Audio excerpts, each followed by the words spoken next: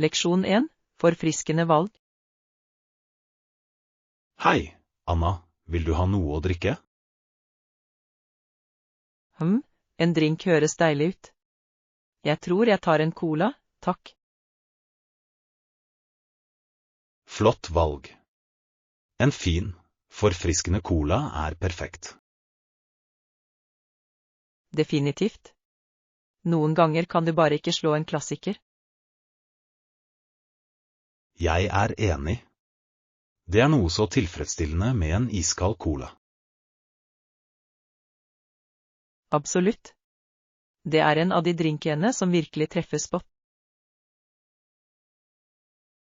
Helt. Og de gjør en så god jobb med å holde det konsekvent deilig her. Definitivt. Kullsyren er akkurat passe, og smaken er fin og balansert. Avtalt. Det er det perfekte akkompagnementet til måltidet vårt. Definitivt. Det kompletterer maten veldig bra uten å være overveldende. Nøyaktig. Det er en forfriskende, ganerensende drikk. Absolutt. Og det er akkurat det rette nivået av sødme også. Det har du rett i. En cola er et så pålitelig og hyggelig valg.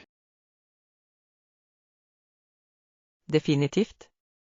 Det er en klassiker av en grunn, det er vanskelig å slå. Jeg kunne ikke vært mer enig. Det er et publikumsvennlig alternativ som aldri skuffer. Nøyaktig. En god, gammeldags cola er alltid et sikkert kort. Definitivt. Jeg er glad vi begge valgte cola, det er den perfekte forfriskningen. Leksjon 2. Et friskt perspektiv. Hei, Anna, jeg ville spørre deg om noe jeg har tenkt på i det siste. Har du hørt om problemene rundt politiavdelingen? Ja, det har jeg. Det har vært et ganske komplekst og kontroversielt tema, ikke sant? Absolutt. Det virker som om hele institusjonen aldri har fått en rettferdig sjanse til å lykkes.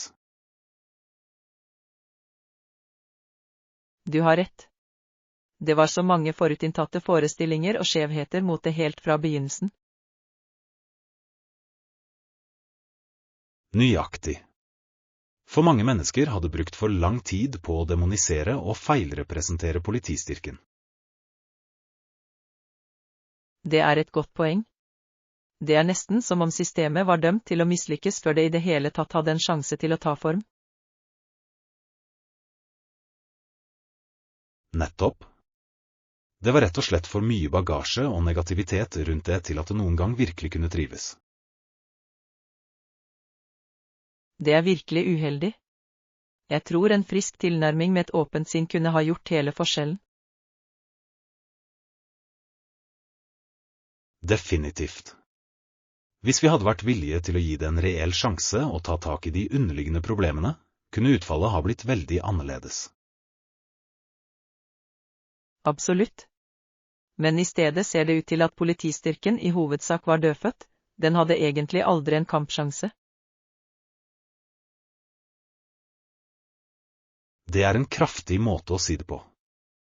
Det er som om skepsisen og fiendtligheten mot den hindret den i å slå rot og blomstre. Nøyaktig. Og det er så synd, fordi et velfungerende politi er så avgjørende for et sunt og trygt fellesskap.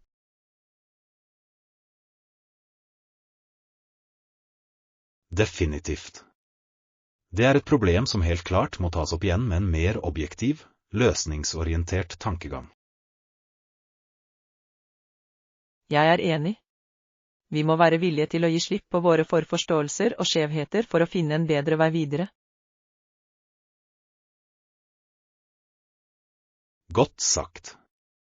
Det kommer til å kreve mye hardt arbeid, men det er en utfordring vi ikke har råd til å vike unna. Absolutt. Innsatsene er for høye til å ikke i det minste prøve å skape et mer effektivt og rettferdig system. Definitivt. Det er en komplisert sak, men en som er vel verdt å takle direkte. Leksjon 3. Den åpne veien. Hei, Anna, jeg har tenkt på den kommende turen vår. Hva synes du om å leie en bil mens vi er der? Det er en god idé, John. Å leie en bil vil gi oss friheten til å utforske i vårt eget tempo. Nøyaktig. Vi vil ikke være bundet til offentlig transport eller turplaner. Definitivt. Vi kan stoppe når og hvor vi vil for å virkelig nyte severdighetene. Absolutt. I tillegg ville det være så mye mer praktisk å komme seg rundt. Jeg er enig. Vi ville være i stand til å dekke mer terreng og se mer av området. Definitivt. Det vil legge til et helt nytt nivå av fleksibilitet til turen vår. Definitivt. Og vi kan til og med dra ut til noen steder som ellers kan være vanskeligere å nå. Nøyaktig. En leiebil ville åpnet opp for så mange flere muligheter for oss. Jeg er veldig spent på den ideen, John. Det kommer til å gjøre turen vår så mye morsommere. Jeg er glad du føler det på samme måte. Å leie en bil kommer til å bli en gamesjanger. Absolutt. Det kommer til å gi oss friheten til å utforske i vårt eget tempo. Nøyaktig. Du slipper å føle deg begrenset av rutetider eller kollektivtransportruter. Definitivt. Dette kommer til å gjøre turen vår så mye mer minneverdig og tilfredsstillende. Jeg kunne ikke vært mer enig, Anna. Å leie en bil er veien å gå for denne turen. Leksjon 4. Bekjempelse av korrupsjon. Hei, Anna, jeg ønsket å få tankene dine om noe jeg har lest om. Har du hørt om problemene med regjeringskorrupsjon i noen land? Ja, det har jeg dessverre. Det er et virkelig bekymringsfullt problem som ser ut til å være utbredt i visse deler av verden. Absolutt. Det er bare irriterende å se hvordan offentlige tjenestemenn misbruker folks skattepenger. Jeg vet, det er så frustrerende. Det gjør folket fattigere og tærer på tilliten til systemet. Nøyaktig. Og på toppen av det har du bedriftsledere som engasjerer seg i sine egne lyssky praksiser. Uff, det er bare en ond sirkel. Korrupsjonen ser ut til å trenge gjennom alle nivåer i samfunnet. Definitivt. Det er nedslående å se hvor mye skade det kan gjøre på et lands utvikling og velstand. Du har rett. Det stjeler ressurser og muligheter fra menneskene som trenger det mest. Absolutt. Det er en stor barriere for sosial og økonomisk fremgang. Definitivt. Noe må gjøres for å holde disse korrupte personene ansvarlige. Jeg er enig. Sterkere antikorrupsjonstiltak og håndhevelse må på plass. Definitivt. Det kommer til å kreve en samlet innsats for å utrydde dette dyptliggende problemet. Absolutt. Men det er så viktig at vi gjør det, av hensyn til folket og landet som helhet. Jeg kunne ikke vært mer enig. Korrupsjon er en kreftsykdom som må elimineres hvis det skal skje noen reell endring. Nøyaktig. Det kommer til å bli en lang og vanskelig kamp, men det er en som må kjempes. Leksjon 5. Det flørige vinter. Hei, Anna, så du værmeldingen for i dag? De etterlyser noen snøbyger. Og virkelig? Det er interessant. Jeg tror aldri jeg har sett snøbyger før.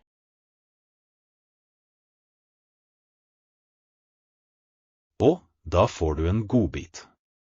De er disse delikate små flakene som bare danser ned fra himmelen.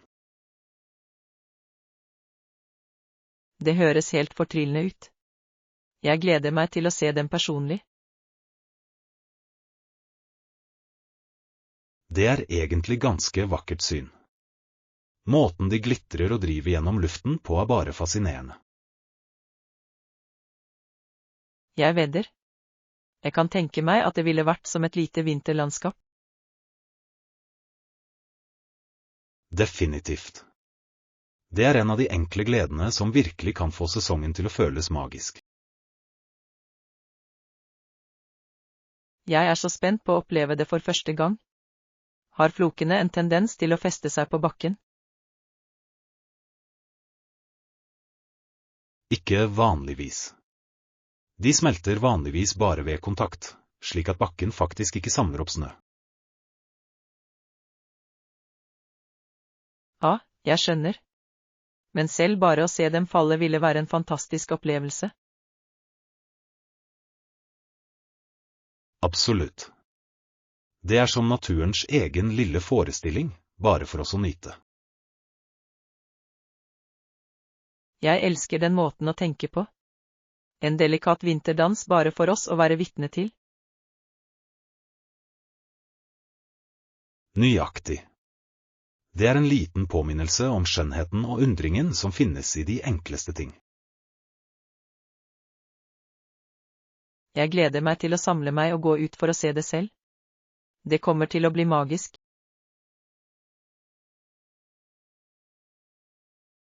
Du kommer til å elske det, Anna. Det er et så spesielt og flyktig øyeblikk av vinterens fortryllelse. Leksjon 6. Tropiske dagdrømmer. Og, Anna, de tropiske fruktjusene du drikker ser helt deilige ut. Jeg er så sjalu. Jeg vet, ikke sant? De er rett og slett guddommelige.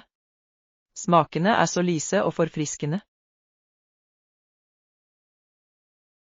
Jeg kan forestille meg. Hva jeg ikke ville gitt for å nippe til noe sånt akkurat nå. Haha, samme her. Det får meg til å lengte etter en strandferie. Du forteller meg det.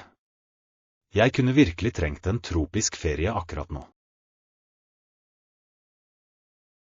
Definitivt. Å slappe av i sanden, lytte til bølgene og nyte friske, fruktige drinker.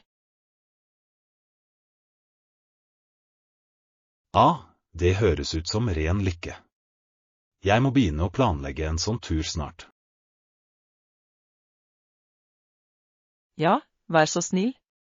Vi burde planlegge noe sammen. Det ville vært så gøy. Absolutt. Jeg dagdrømmer allerede om den varme solen, krystallklart vann og frodig løvverk. Jeg også. Å få smake på alt det fantastiske lokale kjøkkenet og tropiske cocktailer. Og mann, nå får du meg virkelig til å lengte etter det. Jeg får vann i munnen bare jeg tenker på det. Haha, beklager det. Men hei, vi kan i det minste leve stedfortredende gjennom disse dusene for nå. Sant, sant. Selv om det ikke er det samme som å være der personlig, vet du? Jeg vet. Men bare tenk på hvor utrolig det vil være når vi faktisk får oppleve det.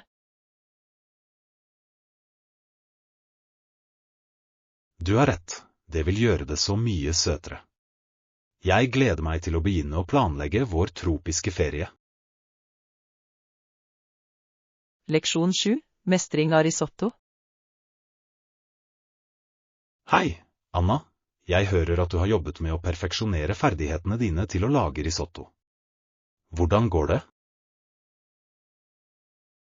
Det har vært en interessant prosess, må jeg si. Risotto kan være litt vanskelig, men jeg får taket på det. Virkelig? Jeg har alltid syntes risotto virket som en ganske komplisert rett å lage. Er det ikke ganske arbeidskrevende?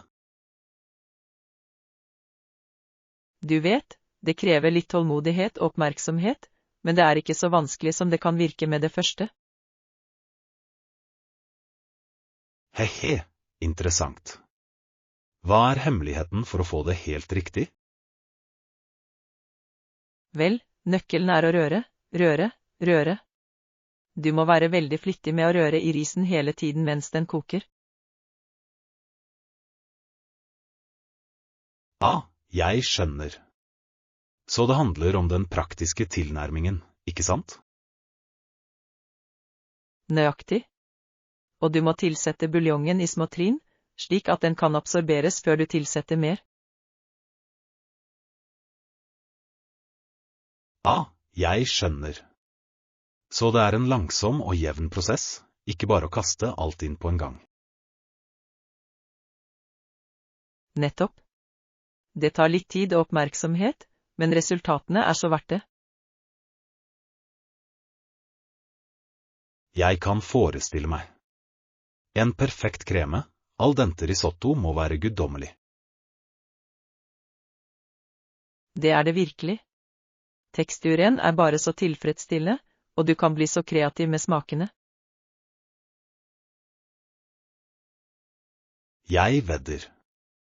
Det virker som en rett som virkelig kan vise frem dine kulinariske ferdigheter. Definitivt. Det er den typen ting som imponerer folk når du spiker det. Vel, jeg er imponert over å høre om risottoreisen din, Anna. Bra gjort. Takk, John. Jeg lærer fortsatt, men det har vært en veldig givende prosess. Jeg er sikker.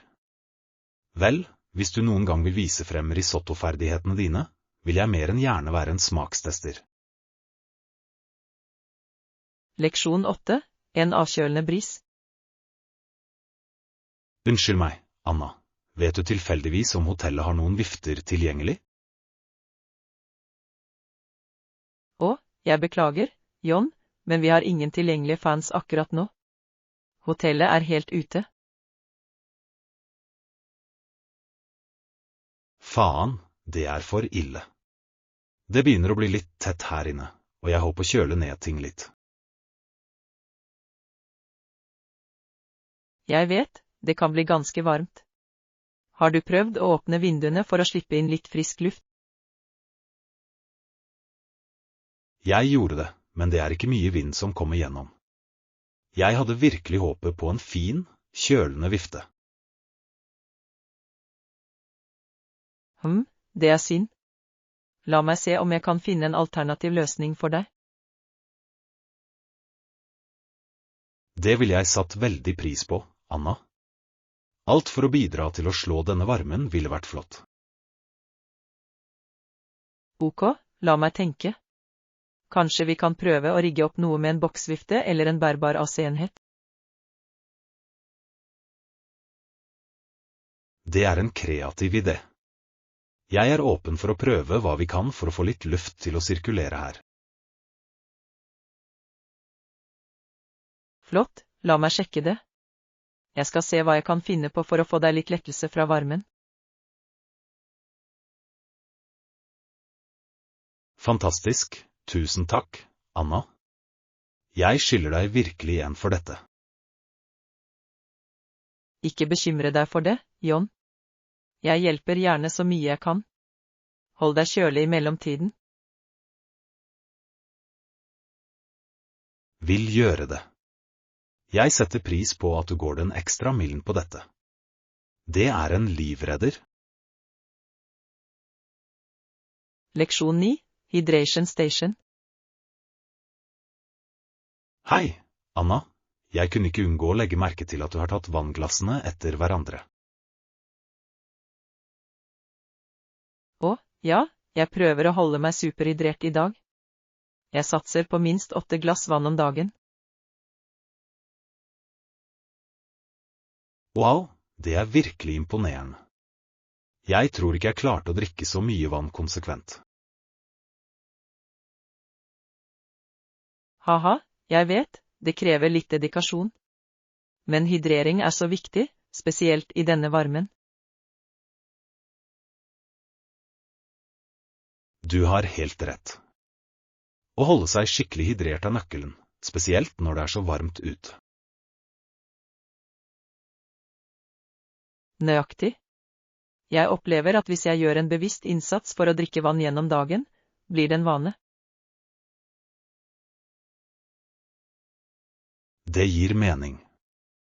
Og jeg vedder på at du føler deg mye bedre når du er skikkelig hydrert, ikke sant? Definitivt. Jeg har mye mer energi og huden min ser enda sunnere ut. Interessant. Jeg var ikke klar over at fordelene kunne være så merkbare. Kanskje jeg burde prøve å øke vanninntaket. Det burde du definitivt. Det utgjør en slik forskjell. Kroppen din vil takke deg for det. Greit, du har overbevist meg. Fra nå av skal jeg gjøre en skikkelig innsats for å drikke mer vann. Det er kjempebra, John. Jeg deler gjerne hydreringstipsene mine hvis du trenger tips. Det setter jeg pris på, Anna. Jeg er sikker på at rådene dine vil være veldig nyttige når jeg kommer inn i denne nye vanen. Når som helst. Å holde seg hydrert er så viktig, og jeg er glad jeg kunne inspirere deg til å gjøre det samme. Definitivt. Skål for bedre hydrering for oss begge. Leksjon 10, Street Food Adventures. Hei, Anna. Jeg hørte at du prøvde noe av den lokale gatematen i går. Hvordan var det? Å, det var fantastisk, John. Smakene var så levende og autentiske. Det er flott å høre. Jeg har alltid vært litt nølende med å prøve gatemat, for å være ærlig.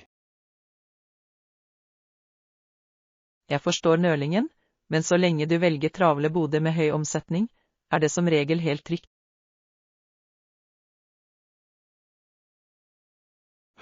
Godt å vite. Og hva med renslighet? Det er en av mine største bekymringer med gatemat. Det er en gyldig bekymring, men hvis du ser etter boder som virker godt vedlikeholdt, er det generelt greit. Ok, jeg skal ha det i bakhodet. Hva var noen av de spesifikke rettene du prøvde? Å mann, hvor skal jeg begynne? De krydrede karipuffene var ute av denne verden, og smoothiene med frisk frukt var til å dø for. Å, det høres utrolig ut. Jeg får vann i munnen bare jeg tenker på det. Stol på meg, det var en eksplosjon av smaker. Jeg skulle ønske jeg kunne tatt med noe tilbake som du kunne prøve. Ingen grunn til bekymring. Jeg må bare bli med deg neste gang og oppleve alt på egen hånd. Absolutt. Jeg vil gjerne vise deg rundt og introdusere deg til alle de beste gatematstedene. Det høres ut som en plan. Jeg føler meg mye mer trygg på å prøve den nå. Fantastisk, Jeg gleder meg. Bare gjør deg klar for at smaksløkene dine kan bli tatt med på en vill tur. Haha, jeg er så der. Dette kommer til å bli et eventyr jeg sent vil glemme. Leksjon 11. Navigere i religiøse skiller.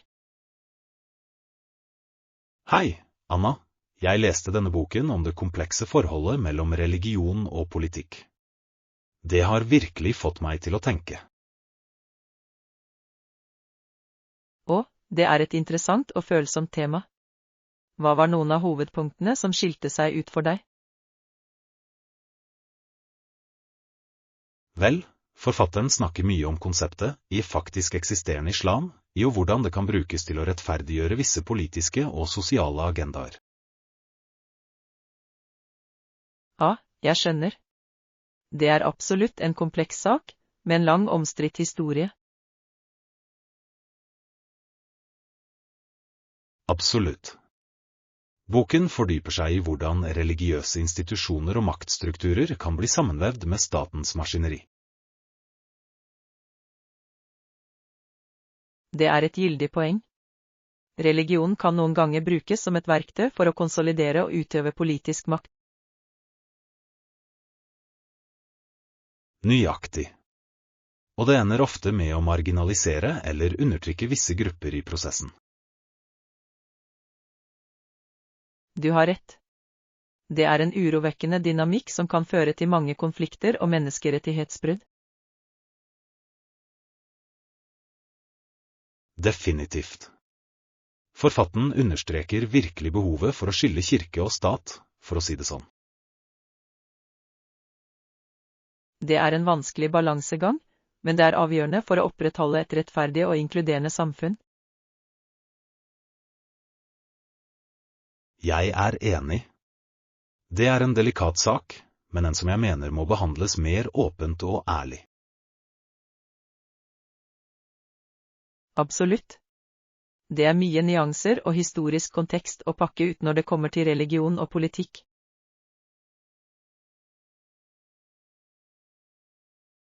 Absolutt. Det er et tema som fortjener en gjennomtenkt, nyansert diskusjon fremfor knekast. Definitivt. Å nærme seg det med empati og en vilje til å forstå ulike perspektiver er nøkkelen. Godt sagt, Anna. Dette har vært en virkelig tankevekkende samtale. Jeg setter pris på at du engasjerer meg i dette. Selvfølgelig, John. Det er slike viktige diskusjoner vi må ha, selv om de til tider kan være utfordrende.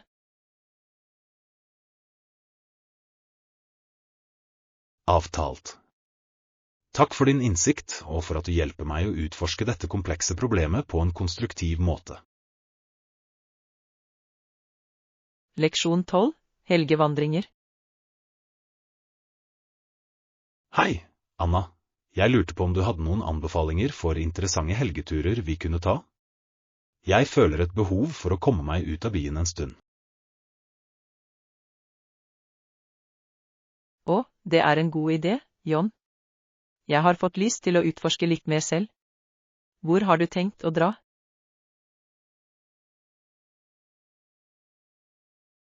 Vel, jeg er åpen for forslag. Hva er det mest interessante stedet du har besøkt på en helgetur?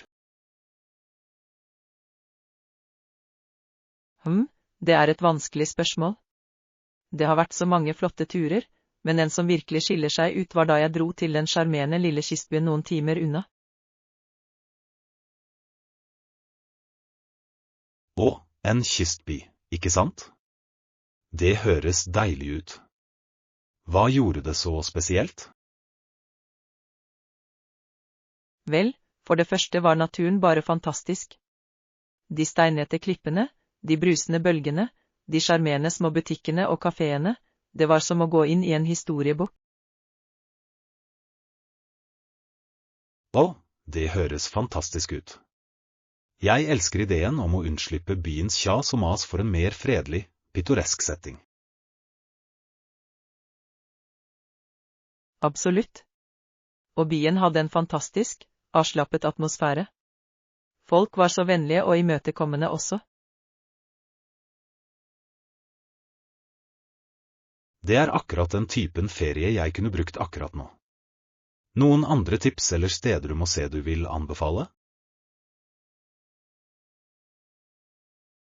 Vel, det var denne fantastiske lille sjømathytten rett ved havnen som hadde de ferskeste, deiligste østerskjene jeg noen gang har smakt.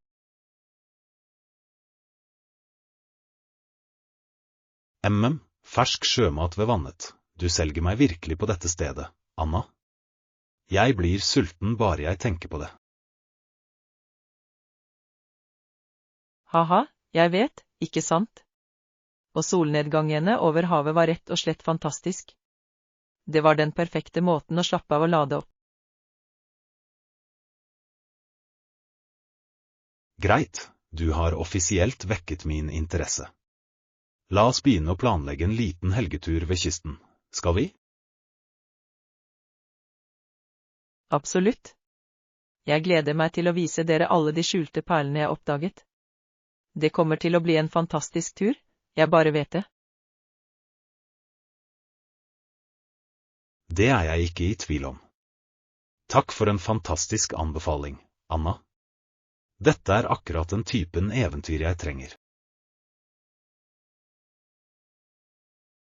Leksjon 13, privatiseringsfallgruver. Hei, Anna. Jeg har lest om den bekymrende trenden med privatisering i visse offentlige sektorer. Det har virkelig bekymret meg.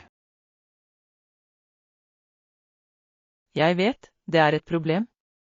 Tilbaketrekking av ressurser og viktig utstyr, sammen med privatisering av nøkkeltjenester, kan ha ødeleggende konsekvenser. Nøyaktig. Det ser ut til å erodere selve grunnlaget for allmennheten til fordel for profittdrevne agendaer.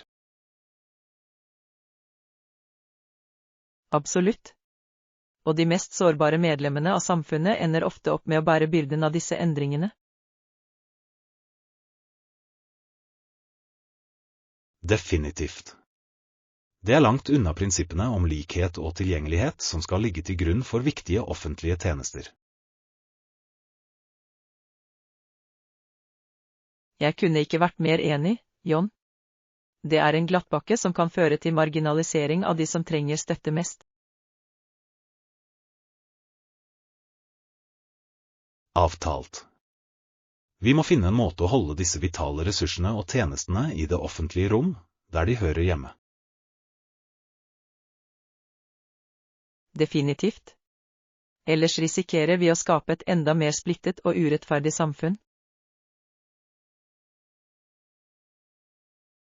Nøyaktig. Dette er et spørsmål som fortjener seriøs oppmerksomhet og handling fra både politiske beslutningstakere og bekymrede innbyggere. Absolutt.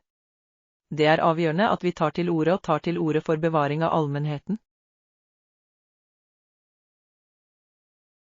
Jeg kunne ikke vært mer enig, Anna. Dette er en kamp det er verdt å ha, av hensyn til våre lokalsamfunn og fremtidige generasjoner. Enig, John. Vi har ikke råd til å tie om dette kritiske spørsmålet.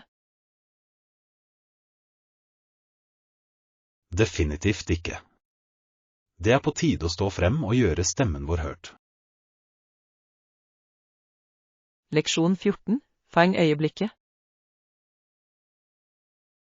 Hei, Anna. Jeg kunne ikke unngå å legge merke til at du har tatt mange bilder i det siste. Holder du på med fotografering? Å, ja. Jeg har faktisk utviklet en ekte lidenskap for det. Jeg elsker å fange hverdagsøyeblikk og små detaljer som ellers kan gå ubemerket hen.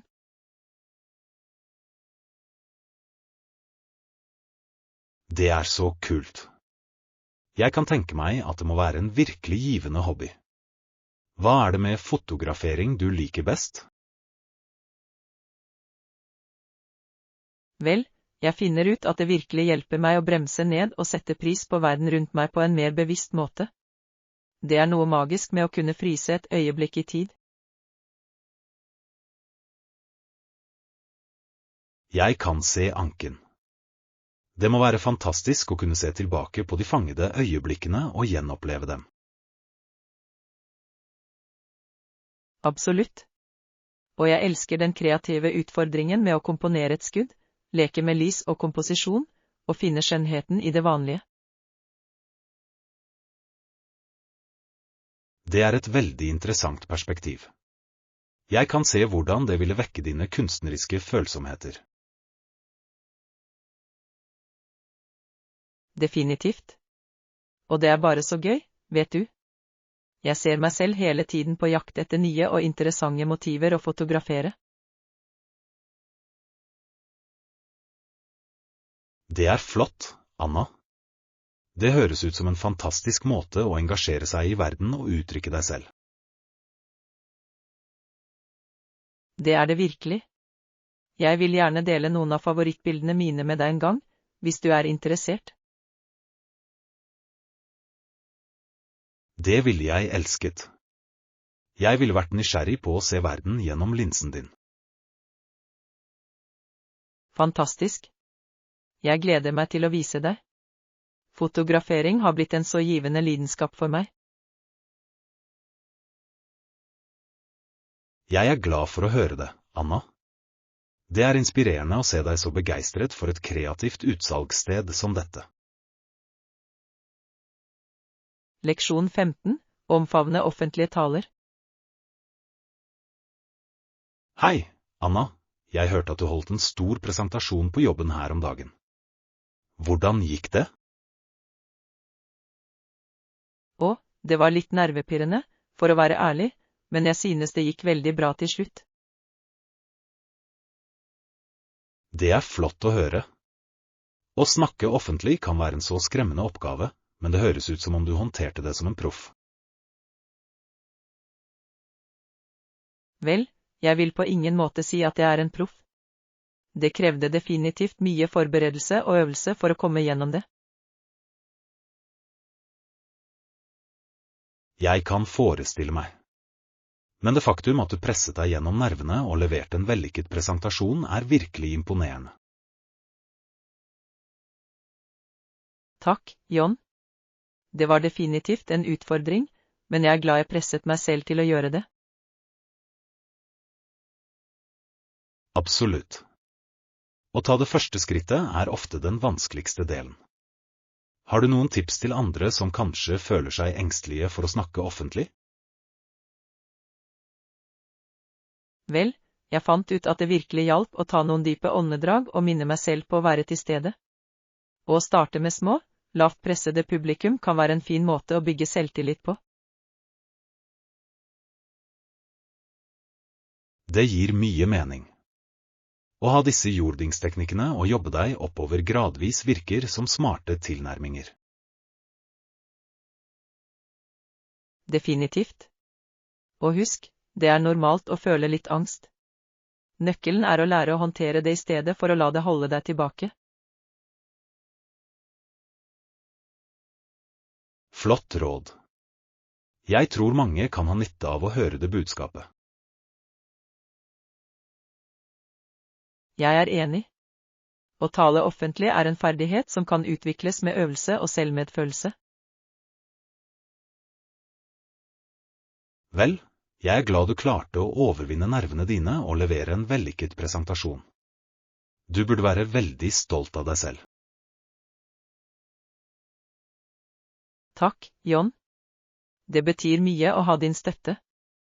Jeg føler meg definitivt mer trygg på å snakke offentlig nå.